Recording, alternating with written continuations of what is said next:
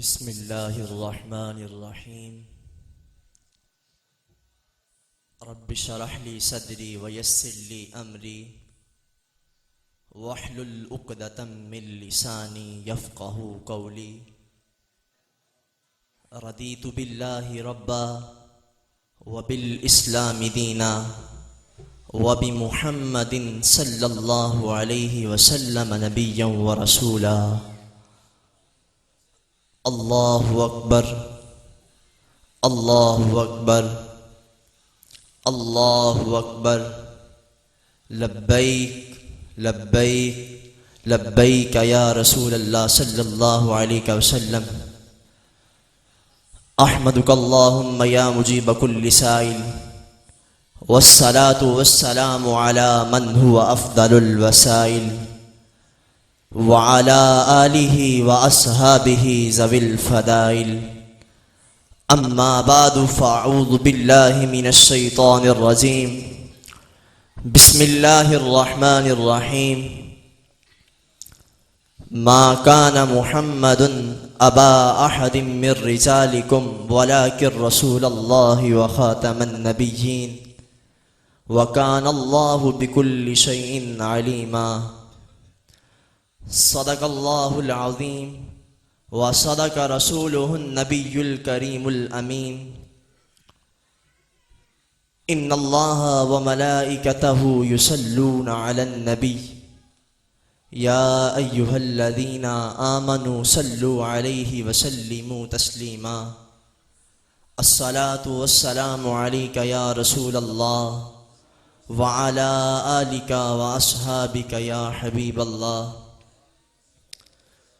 خشک شاخوں کو وہ تازہ غلاب دیتے ہیں، عہد پیری کو وہ پھر سے شباب دیتے ہیں۔ پڑھ لے درود غفلت نہ کر خدا کی قسم، تیرے سلام کا وہ اب بھی جواب دیتے ہیں۔ الصلاۃ والسلام علیک یا رسول اللہ وعلی آلک واصحابک یا حبیب اللہ، الصلاۃ والسلام علیک یا خاتم النبیین وعلى آلک واصحابک یا خاتم المعصومین۔ اللہ تبارک و تعالی جل جلالہ وعم نوالہ واتم برہانہ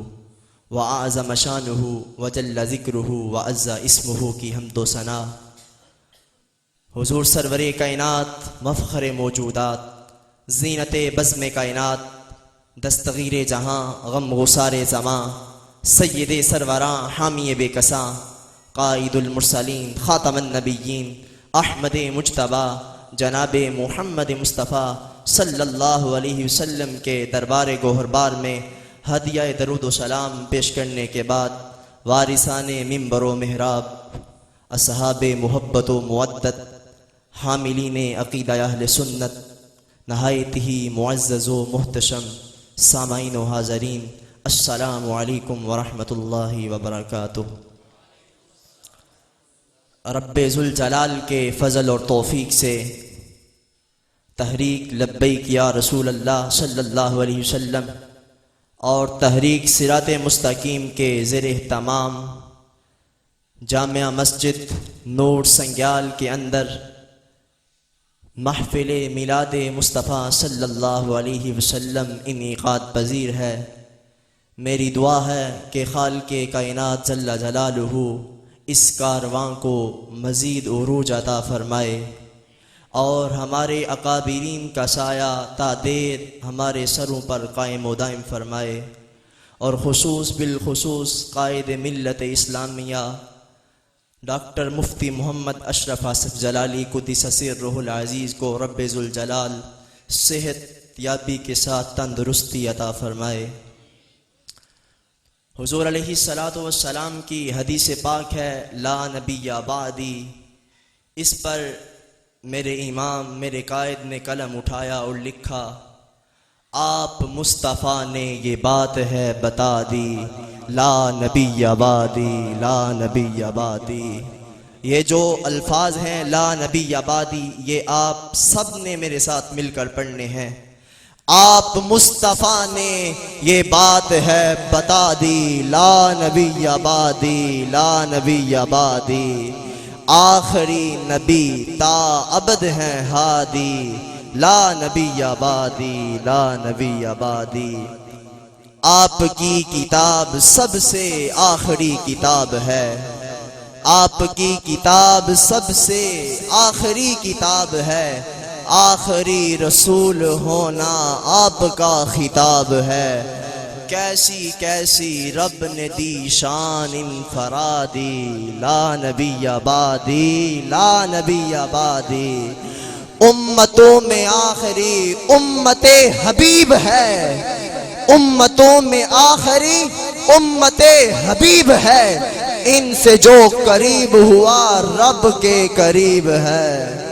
کہہ رہا ہے بالیقین حق کا منادی لا نبی آبادی لا نبی آبادی روضہ اقدس میں آقا آج بھی تابندہ ہیں روضہ اقدس میں آقا آج بھی تابندہ ہیں جانتے ہیں ہر کسی کے حال جو آئندہ ہیں پہنچتے ہیں مشکلوں میں جس نے بھی ندا دی لا نبی آبادی لا نبی آبادی پہنچتے ہیں مشکلوں میں جس نے لبیک لبیک یا رسول اللہ لبیک لبیک لبیک یا رسول اللہ لبیک لبیک لبیک یا رسول اللہ لبیک لبیک لبیک یا رسول اللہ لبیک لبیک لبیک یا رسول اللہ لبیک لبیک لبیک یا رسول اللہ لبیک لبیک لبیک یا رسول اللہ لبیک لبیک لبیک یا رسول اللہ لبیک لبیک لبیک یا رسول اللہ لبیک لبیک لبیک یا رسول اللہ لبیک لبیک لبیک یا رسول اللہ لبیک روضہ اقدس میں آقا آج بھی تابندہ ہیں جانتے ہیں ہر کسی کے حال جو آئندہ ہیں مشکلوں میں پہنچتے ہیں جس نے بھی ندا دی لا نبی آبادی لا نبی آبادی آخری نبی پر اپنی جان بھی قربان ہے آخری نبی پر اپنی جان بھی قربان ہے یہی اپنا دین آصف یہی ایمان ہے آخری نبی پر اپنی جان بھی قربان ہے یہی اپنا دین آصف اور یہ ایمان ہے ہر گھڑی خالق نے ان کی سروری بڑھا دی لا نبی آبادی لا نبی آبادی میں نے آج جس موضوع پر آپ حضرات کے سامنے لب کشائی کرنی ہے اس کا عنوان ہے میلاد خاتم النبیین صلی اللہ علیہ وسلم قرآن مجید برہان رشید میں رب ذوالجلال نے ہمارے آقا صلی اللہ علیہ وسلم کے بارے میں ارشاد فرمایا ما کان محمد ابا احد من رجالکم ولکن رسول اللہ وخاتم النبیین وکان اللہ بکل شیء علیما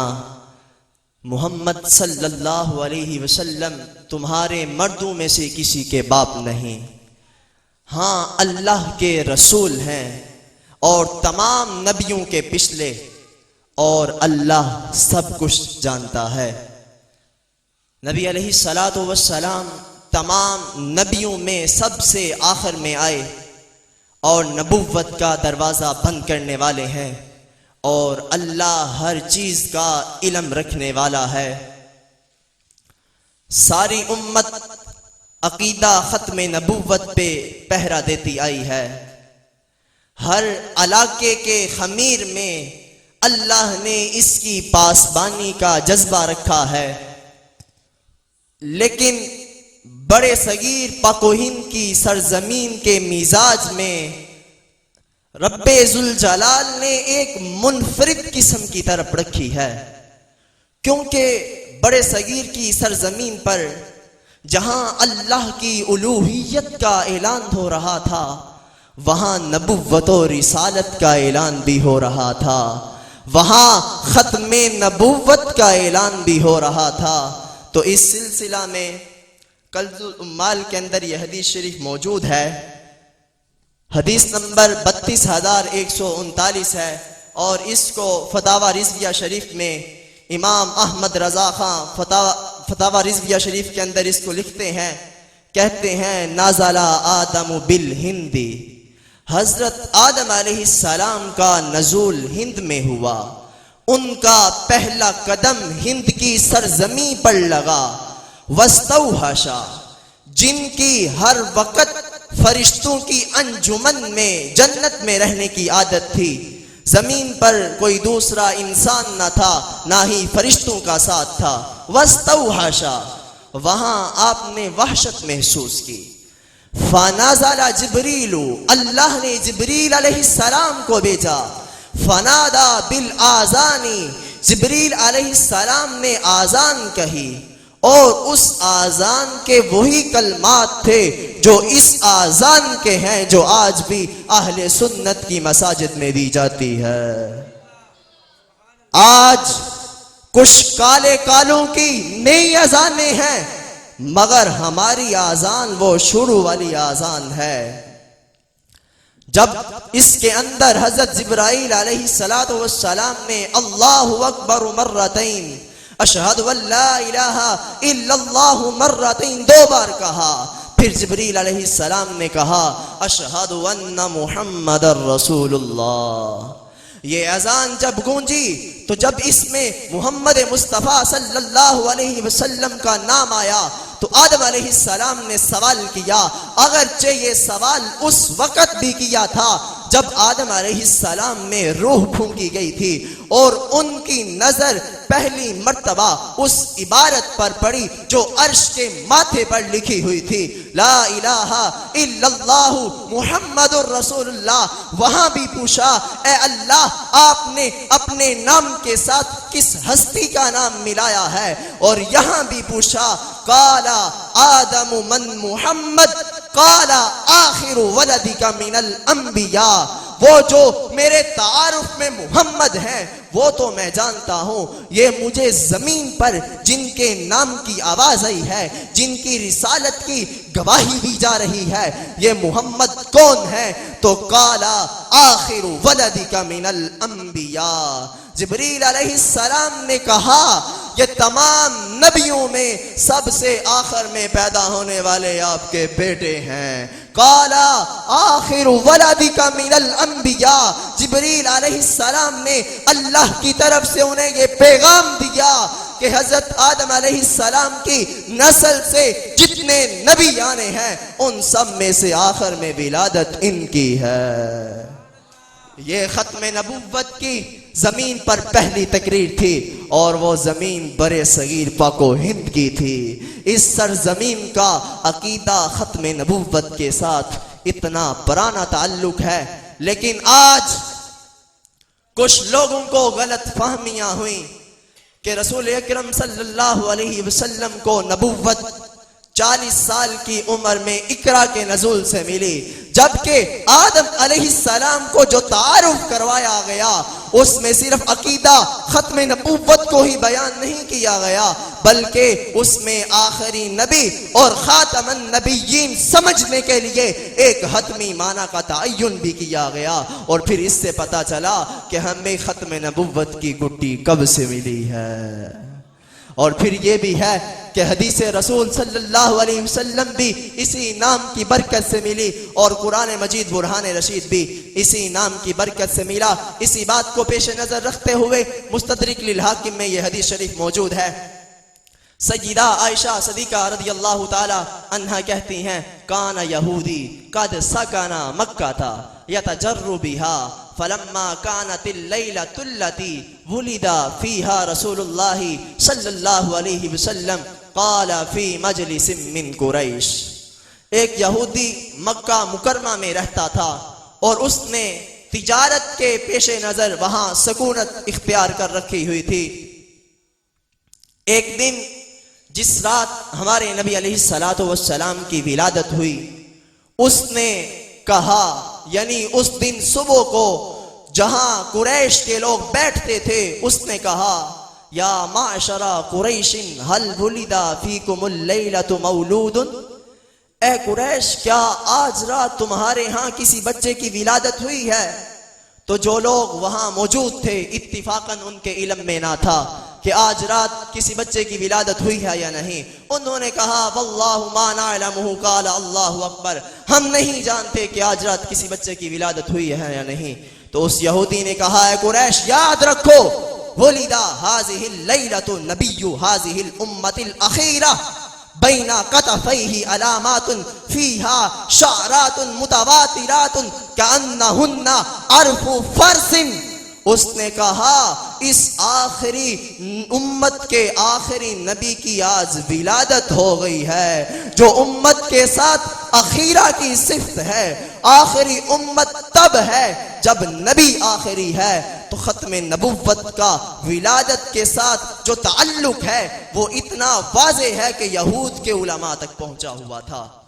اس نے کہا کہ وہ نبی پیدا ہو چکے ہیں، ان کی علامت بھی میں جانتا ہوں. اس کے بعد وہ قریش کے لوگ اپنے گھروں کو چلے گئے. گھر والوں سے جا کر پوچھا کیا آج رات کسی بچے کی ولادت ہوئی ہے؟ تو پتا چلا کہ سیدہ آمینہ کے گھر تاجدار ختم نبوت کی جلوہ گری ہو چکی ہے. فَاذْهَبُوا مَعِيَّ حَتَّى أَنظُرَ إِلَيْهِ فَخَرَجُوا. جب اس یہودی کو پتا چلا کہ رسول اللہ کی جلوہ گری ہو چکی ہے تو اس نے قریش کے لوگوں کو کہا کہ اس یہودی نے قریش والوں کو کہا کہ اے قریش کے لوگوں مجھے رسول اللہ کو دیکھنے کے لیے تو لے جاؤ. وہ قریش کے لوگ سیدہ حلیمہ سعدیہ سیدہ آمینہ رضی اللہ تعالی عنہا کی دہلیز پر پہنچے. اخرجنی الینا ابنا کی، اے سیدہ آمینہ اپنے فرزند کا دیدار تو کرنے دو.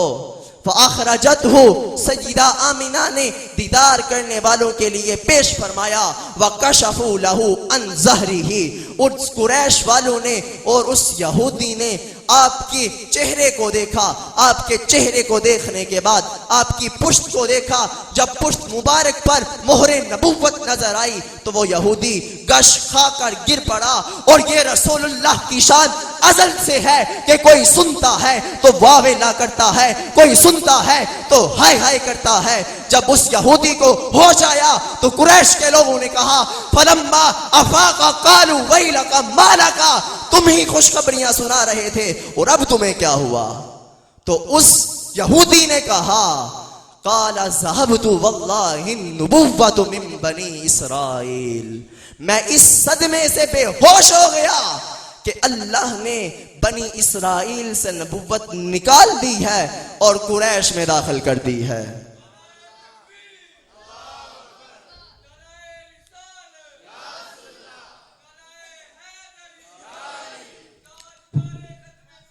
قریش کے لوگوں نے کہا، اس یہودی نے کہا کہ اے قریش جو کچھ میں جانتا تھا وہ میں نے آپ کو بتا دیا اور آپ کو اس کی خوشی مبارک ہو. تو لہذا ہمارے آقا علیہ الصلوۃ والسلام کی جب ولادت ہوئی وہ اسی وقت منصب نبوت پر فائز تھے. لیکن باقی جتنے نبی آئے ان سے خوشبو کھلتے تھے لیکن وہ خوشبو احمد کا اعلان کرتی تھی. امام اہل سنت امام احمد رضا خان فاضل بریلوی رحمت اللہ علیہ نے لکھا کہ گل کے جوش حسن میں نہ رہا وہ. امام اہل سنت امام احمد رضا خان فاضل بریلوی رحمت اللہ علیہ نے فرمایا کہ جب نبی علیہ الصلوۃ والسلام کی ولادت ہوئی تو اس ولادت کے بعد کوئی کسر رہ ہی نہیں گئی کہ کوئی دوسرا نبی آتا، نہ حسن میں، نہ جمال میں، نہ کمال میں، نہ نظام بندگی کے لحاظ سے. لہٰذا اللہ رب العزت نے ہمارے نبی علیہ الصلوۃ والسلام کو نبوت کا تاج پہنا کر بھیجا ہے. اب اس سلسلہ میں ہم نے ختم نبوت کے جو اہم مسائل ہیں ان پر توجہ دینی ہے. اعلیٰ حضرت امام احمد رضا خان فاضل بریلوی رحمت اللہ علیہ فتاوی رضویہ کی جلد نمبر 14 صفحہ نمبر 333 پر لکھتے ہیں کہ حضور پر نور خاتم النبیین صلی اللہ علیہ وسلم کا خاتم یعنی بعثت میں آخر جمیع انبیاء و مرسلین بلا تعویل و بلا تخصیص ہونا ضروریات دین سے ہے. جو اس کا منکر ہو یا اس میں ادنا شک و شبہ کو راستہ دے وہ کافر مرتد اور ملعون ہے. قرآن مقدس میں ہے وَلَٰكِن رسول اللہ وخاتم النبیین، لیکن آپ اللہ کے رسول اور خاتم النبیین ہیں. حدیث متواتر میں ہے لا نبی بعدی، آپ کے بعد کوئی نبی نہیں. ان سب سے تمام امت مرحومہ نے سلفا و خلفا یہی معنی سمجھے ہیں کہ حضور علیہ الصلوۃ والسلام بلا تخصیص تمام انبیاء میں آخر میں پیدا ہوئے، اور حضور علیہ الصلوۃ والسلام کے ساتھ یا حضور علیہ الصلوۃ والسلام کے بعد کسی کو بھی نبوت ملنا قیامت تک کے لیے محال ہے. امام اعظم ابو حنیفہ کے شاگرد امام ابو یوسف روایت کرتے ہیں اذا خرج المتنبی ودع النبوہ فمن طلبہ منہ الحجہ فإنه يكفر فإنه أنكر النص. اگر کوئی جھوٹا نبوت کا دعویٰ کرنے والا باہر نکلے اور نبوت کا دعویٰ کرے، جو بندہ اس سے حجت مانگے، دلیل مانگے، تو امام ابو یوسف لکھتے ہیں فَإِنَّهُ يَكْفُرُ فَإِنَّهُ أَنْكَرَ النَّصَّ، وہ مدعی نبوت سے دلیل مانگنے سے ہی کافر ہو جائے گا، کیونکہ اس نے نص قرآنی کا انکار کیا. یہ ایک ایسا جملہ ہے کہ اس سے یہ پتا چلتا ہے کہ دلیل مانگنے والا شک کا مریض ہے. اس کے نزدیک جائز ہے کہ کوئی نبی ہو سکتا ہے رسول اللہ صلی اللہ علیہ وسلم کے بعد. اور پھر اسی طرح اعلیٰ حضرت نے جلد نمبر 14 میں اسی حقیقت کو بھی لکھا کہ اگر کوئی اتنا جاہل ہے، اسے پتا نہیں کہ حضور علیہ الصلوۃ والسلام اللہ کے آخری نبی ہیں، وہ مسلمان کسی ایسے جزیرے میں تھا جہاں انگریز رہتے تھے، وہ مسلمان ہونے کا دعوے دار ہے، کلمہ پڑھا ہے، اللہ کو وحدہ لا شریک مانتا ہے، لیکن یہ نہیں جانتا کہ محمد صلی اللہ علیہ وسلم اللہ کے آخری نبی ہیں. تو اعلیٰ حضرت نے فتاوی رضویہ شریف میں یہ لکھا اذا لم یعرف الرجل ان محمدا صلی اللہ علیہ وسلم آخر الانبیاء فلیس بمسلم لانہ من ضروریاتہ. فتاوی رضویہ میں اعلیٰ حضرت فرماتے ہیں کہ اگر اس کی معلومات اتنی کمزور ہیں، اس کو پتہ ہی نہیں کہ رسول اللہ صلی اللہ علیہ وسلم اللہ کے آخری نبی ہیں، تو شریعت کہتی ہے وہ مسلمان نہیں. اگرچہ وہ ساری زندگی اللہ کو وحدہ لا شریک مانے، محمد صلی اللہ علیہ وسلم کو اللہ کا رسول مانے، مگر آخری ہونا اس کے علم میں نہیں، تو وہ مسلمان نہیں ہے. اسی طرح مولانا شاہ احمد نورانی صدیقی رحمت اللہ علیہ نے پاکستان کے قانون کے اندر، پاکستان کے آئین کے اندر مسلمان کی تعریف شامل کروائی، اور اس کے اندر اس چیز کو مولانا شاہ احمد نورانی صدیقی رحمت اللہ علیہ نے لکھوایا کہ مسلمان وہ ہے جو اللہ کو وحدہ لا شریک مانے. مسلمان وہ ہے جو اللہ کو وحدہ لا شریک مانے، محمد صلی اللہ علیہ وسلم کو اللہ کا آخری نبی مانے. اگر کوئی رسول اللہ کو نبی مانے لیکن آخری نہ مانے تو وہ مسلمان نہیں ہو سکتا. اعلیٰ حضرت سے ایک سائل نے پوچھا کہ ایک قادیانی ابن ماجہ شریف کی حدیث پیش کرتا ہے، ایک قادیانی ابن ماجہ شریف کی حدیث پیش کرتا ہے، اور وہ کہتا ہے کہ حدیث میں ہے کہ ہر صدی کے بعد مجدد ضرور آئے گا، تو لہذا مرزا مجدد وقت ہے، ہم اس کو مجدد مانتے ہیں. لہذا مرزا مجدد وقت ہے، ہم اس کو مجدد مانتے ہیں. تو اعلیٰ حضرت نے جواب دیا جو مرزے کو مجدد مانے وہ کافر ہے. علماء حرمین کا اجماع ہے اور الصوارم الہندیہ اس پر گواہ ہے. علماء حرمین نے فرمایا تھا وَمَنْ شَكَّ فِي كُفْرِهِ وَعَذَابِهِ فَقَدْ كَفَرَ، جو مرزے کے کفر میں شک کرے وہ خود بھی کافر ہے. جو مرزے کے کفر میں شک کرے وہ خود بھی کافر ہے. مرزے کو مسلمان ماننا تو دور کی بات, جو اس مرزے کو مجدد ماننا دور کی بات, جو مرزے کو مسلمان مانے وہ بھی کافر, جو مرزے کے مسلمان ماننے والوں کو مسلمان مانے وہ بھی کافر ہے. اسی طرح فتاوی بزازیہ کے اندر لکھا ہے وَأَجْمَعَ الْعُلَمَاءُ أَنَّ شَاتَمَ کافر ومن شک فی عذابہ وکفرہ کفر, کہ علماء کا اجماع ہے کہ جو رسول اللہ کی شان میں گستاخی کرے وہ کافر ہے, اور وہ ایسا کافر ہے کہ جو اس کے کفر اور عذاب میں شک کرے وہ خود بھی کافر ہے. پھر اسی طرح اسی کو بیان کرتے ہوئے قاضی ایاز مالکی رحمت اللہ علیہ اپنی کتاب الشفا کے اندر صفحہ نمبر 356 پر لکھتے ہیں, کہتے ہیں اجمع العلماء ان شاتم النبی صلی اللہ علیہ وسلم المتنکس لہو کافر والوعید جار علیہ بعذاب اللہ تعالی لہو وحکمہ عند الامت القتل ومن شک فی کفرہ وعذابہ فقد کفر. انہوں نے بھی وہی فرمایا کہ علماء کا اجماع ہے جو اللہ کے رسول کی شان میں گستاخی کرے وہ کافر ہے, اور اللہ کی طرف سے اس کے لیے عذاب کی وعید ہے, اور امت کے نزدیک اس پر اس کو قتل کرنا واجب ہے, اور جو اس کے کفر میں شک کرے وہ خود بھی کافر ہے. اس سلسلہ میں ومن شک فی کفرہ وعذابہ فقد کفر, اس کو ہمارے بہت سے اکابرین نے اپنی کتابوں کے اندر لکھا ہے, جیسا کہ دار الحکام شرح غیر الاحکام کی جلد نمبر 1 میں لکھا گیا, مجمع الانہار شرح ملتقل ابہر کی جلد نمبر 1 میں بھی لکھا. اسی طرح ذخیرۃ العقبہ فی شرح صدر الشریعۃ العظمیٰ کے اندر علامہ اخی یوسف نے اس کو لکھا. اللہ کے فضل سے میں اس پر درجن حوالے پیش کر سکتا ہوں, کیونکہ میں نے جس مرد حر کی سنگت اختیار کی ہے, جس مرد قلندر سے میں نے علم سیکھا ہے, وہ وقت کا امام ڈاکٹر اشرف آصف جلالی ہے. آپ نے بڑے بڑے فرعونوں سے ٹکر لی, باطل کے بڑے بڑے ایوانوں کو الٹا کیا, باطل کے بڑے بڑے برج خیر دیے. آپ سے علم حاصل کرنے والے علماء نے ایوان باطل کے اندر لرزہ برپا کر دیا ہے,